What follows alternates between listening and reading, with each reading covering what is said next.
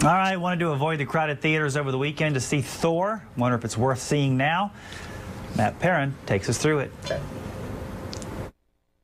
It's Monday again, and I warned you last week we were about to see a bunch of new movie releases in the next 2 months. So far this year, I reviewed pretty much every superhero movie, so I didn't think it would be fair if I didn't give you my take on Marvel's new blockbuster moneymaker, Thor: The Dark World. Thor: The Dark World begins like the first, with a story from the past. 5,000 years before present day, Thor's grandfather did battle with the Dark Elves, who were attempting to destroy the universe forever using a weapon known as the Ether. The day is saved when the Dark Elf King's forces are defeated and the Ether is captured and hidden away where it can never be found.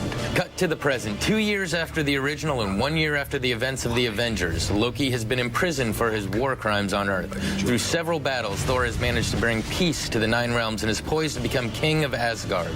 However, his heart is not in it, as he still longs to be with Jane Foster, played by Natalie Portman. Dr. Foster, working in London, is drawn to a strange scientific phenomenon, hoping it's the return of Thor. Instead, she is transported to the hiding place of the Ether, becoming infected by it. Knowing that she has been transported from Earth, Thor uses the newly rebuilt Rainbow Bridge to transport to Earth, and upon finding her infected, brings her to Asgard.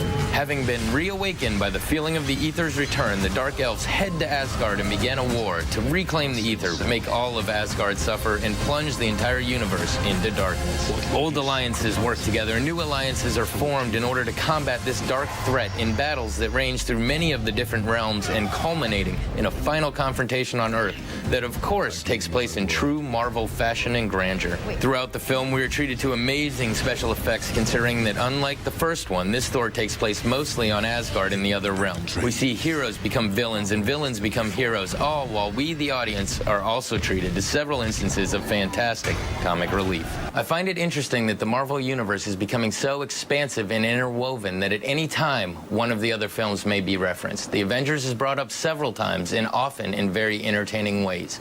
The characters are very well developed. Plus, it's always fun to see Chris Hemsworth become a thorn in the bad guy's paw. Okay, that was awful. I'm sorry. I did find that watching this movie, though, some of the battle scenes on Asgard, especially with Natalie Portman in them, were kind of reminiscent of the Star Wars prequels. And I would make a comment about collateral damage like I've done in previous superhero movies, but at this point, I don't feel sorry for the bystanders anymore. When you see superheroes fighting, you run. You get out of the way. This has been your Monday Movie Musing. Back to you. No way they destroyed as much as the Superman movie did. Ruined the entire world doing that fight. We'll be right back.